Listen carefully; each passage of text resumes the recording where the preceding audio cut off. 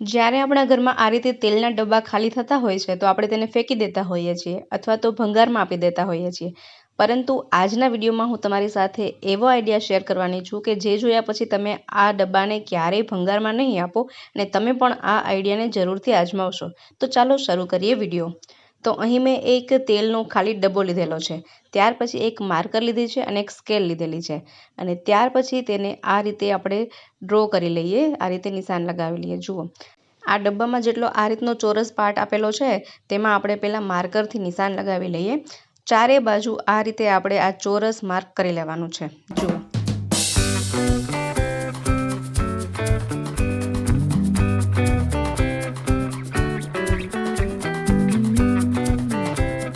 આ રીતે ચોરસ માર્ક કર્યા પછી આપણે તેને કટ કરવાનું છે. તમે આરીની મદદથી કટ કરી શકો. 3 બાજુ કટ કરવાની છે, આપણે નીચેની લાઈન કટ નથી કરવાની, બરાબર. જુઓ, આ રીતે આપણે કટ કરી લઈશું. આ રીતે જો મેં 3 પાર્ટ કટ કરી લીધા છે, અહીંથી આપણે કટ નથી કરવાનું. ત્યાર પછી તેને આ રીતે આપણે ફોલ્ડ કરી દઈએ. જુઓ, આ રીતે ચારે બાજુ જે કટ કર્યું છે તેને આ રીતે આપણે ફોલ્ડ કરી દેવાનું છે. જુઓ,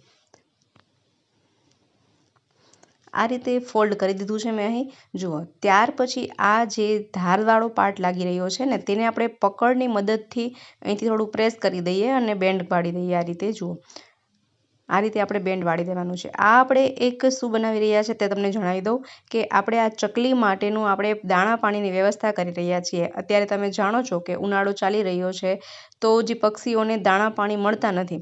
તો આ એક ખૂબ જ સરસ મજાનો એવો આઈડિયા છે કે આમાં તમે પાણી અને દાણા બે સાથે આપી શકો છો અને ચકલીઓ માટે એક આ સારું કામ કરી શકો છો. તો આ ચકલીઓને લાગે નહીં પગમાં, તે માટે આપણે જે આ ધારવાળો પાર્ટ છે તેને આપણે આ રીતે પકડથી આ રીતે વાળી દઈએ. જો, આ રીતે પ્રેસ કરી દેવાનું છે જેથી કે કોઈ પક્ષીઓને દાણા ચણતી વખતે, પાણી પીતી વખતે આ જરા પણ વાગે નહીં. જો, ચારે બાજુ જે કટ કરેલું છે તેને આપણે પકડની મદદથી આ રીતે ફોલ્ડ કરી અને વાળી દઈએ. ખૂબ જ સરસ મજાના એવા આઈડિયા છે.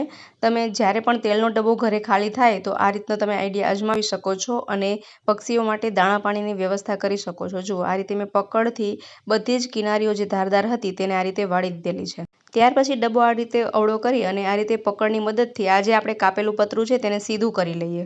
બરાબર છે, તમે જોઈ શકો છો કે પતરું થોડું રાઉન્ડ શેપમાં વળી ગયું છે. તો આ રીતે આપણે તેને સીધું કરી શકીએ. જુઓ, ચારે જ પતરાને આ રીતે આપણે સીધા કરી લેવાના છે. સરળતાથી તે સીધા થઈ જશે. આ રીતે થોડું થોડું ઠપકારીએ ને તો સરસ મજાનો એક શેપ આવી જશે.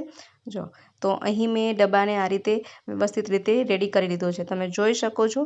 ત્યાર પછી આ જે છે પાર્ટ, તો ચકલીઓ બેસે તો ઘણી વખત ધારવાળો પાર્ટ તેને લાગી ન જાય તેના માટે તમે પકડની મદદથી આ પાર્ટ વાળી શકો અથવા તો આ રીતે તમે પકડને થોડું આ રીતે ઘસી નાખીએ ને તો ધારવાળો પાર્ટ છે ને તે બધું નીકળી જશે અને ચકલીઓને કે પક્ષીઓને જરા પણ તે વાગશે નહીં. જુઓ, આ રીતે આપણે રેડી કરવાનું છે. પછી તમે ઈચ્છો તો આમાં કલર પણ કરી શકો છો અથવા તો એમને એમ પણ રાખી શકો છો. જુઓ, અહીં મેં બધી જ પટ્ટીઓને આ રીતે વાળી લીધી છે અને જે ધારવાળો પાર્ટ છે તે પણ આપણે દૂર કરી દીધો છે, બરાબર. હવે તમે આમાં કલર કરી શકો અથવા તો એમને એમ પણ રાખી શકો છો. સરસ મજાનું એક પક્ષીઓ માટેનું દાણા પાણીનું એક ચબૂતરા જેવું તૈયાર થઈ ગયું છે. જુઓ, તો આ રીતે તમે આમાં પછી આ જે વચ્ચેનો પાર્ટ છે, મિડલ પાર્ટ, તેમાં આ રીતે આપણે પાણી ભરી શકીએ અને સાઈડના જે ચારે ચાર પતરા છે તેના પર આપણે દાણા રાખી શકીએ. જુઓ, આ રીતે જુવાર, બાજરી, ચોખા જે પણ હોય તે આપણે બધું જ રાખી શકીએ છીએ અને સરસ મજાનું એક પક્ષીઓ માટે સારી એવી વ્યવસ્થા થઈ શકે છે. જુઓ, આપણે થોડું પાણી વધારે આમાં રેડી દઈએ, પાણી થોડું ઓછું લાગી રહ્યું છે. તો આ રીતે તમે સરસ મજાનું એક પક્ષીઓ માટે વ્યવસ્થા કરી શકો છો, જોઈ શકો છો. હવે આને આપણે એક સરસ જગ્યાએ ટીંગાડી દઈએ. જ્યાં પક્ષીઓની અવરજવર વધારે રહેતી હોય એવી જગ્યાએ આપણે આને ટીંગાડી દઈશું તો પક્ષીઓ આરામથી દાણા પાણી ચણવા માટે આવી શકે છે. તો મેં અહીં સરસ મજાનું એક લીમડાના વૃક્ષ પર આ હેંગ કરી દીધું છે. હવે પક્ષીઓ સરળતાથી અહીં દાણા પાણી ચણવા માટે આવી શકે છે. તો મિત્રો, આશા રાખું છું કે આ આઈડિયો તમને જરૂરથી પસંદ આવ્યો હશે. વિડીયો પસંદ આવ્યો હોય તો વિડીયોને લાઇક કરો, શેર કરો તેમજ અમારી ચેનલ પર નવા હોય, પહેલીવાર ચેનલ પર વિઝિટ કરી રહ્યા હોય તો ચેનલને સબસ્ક્રાઈબ જરૂરથી કરજો. ફરી મળીએ નવા વિડીયોમાં નવા જ આઈડિયા સાથે.